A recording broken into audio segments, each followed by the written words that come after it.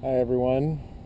So I wanted to bring some pieces out from the recent wood firing out in the daylight just to show results. I unfortunately missed the fired load before unloading everything, and in the sunlight things shine up really nicely. So with this cup right here, this is an example of our reclaim clay and the effects of the wood firing process.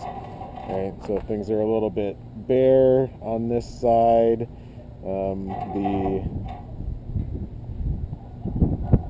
sides get some nice flashing marks, some soda glazing going on here, mainly hitting this side here, and then on the inside on the rim we have a nice ash deposit that creates that running, and the inside is glazed with the shop chino, so it works out really well as a color palette, with the firing process. The oranges of the clay, it really balances out well with those pieces, right?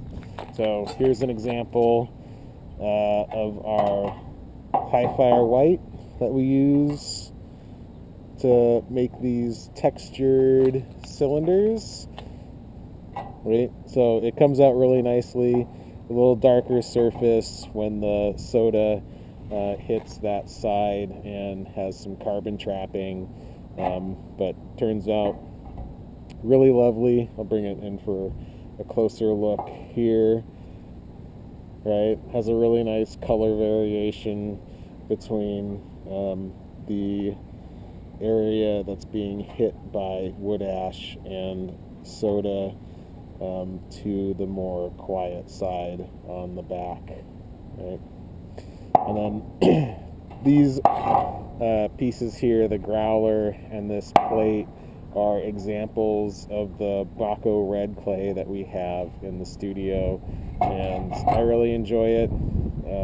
It gets a nice dark color variation between purples, reds, blacks, greens, and the ash has a lovely green coloration on the clay. Here is a glaze. So on the inside of the plate I have a chino slip that I got the recipe from professional potter Simon Levin, and you can wad on the top of it. I'm still working out kinks so I can not have this mark right here. It has a little bit of texture on it that when you remove the wad, sometimes it'll pull the glaze with it and give you a little rough mark. And then over the last couple of years I've been working on these growler forms and how to get the hardware to fit correctly. This piece was close to the front of the kiln and received quite a bit of ash and soda on the clay. That's probably one of my favorite marks right there, that transition from the ash hitting on this side and then blending, wrapping around the piece here. So a mix of ash and soda is a reason for getting that texture and coloration, and I think it's just really fantastic.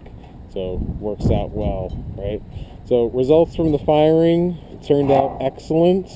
I hope to reproduce those results and can't wait for the next one. Right? So we'll see you soon.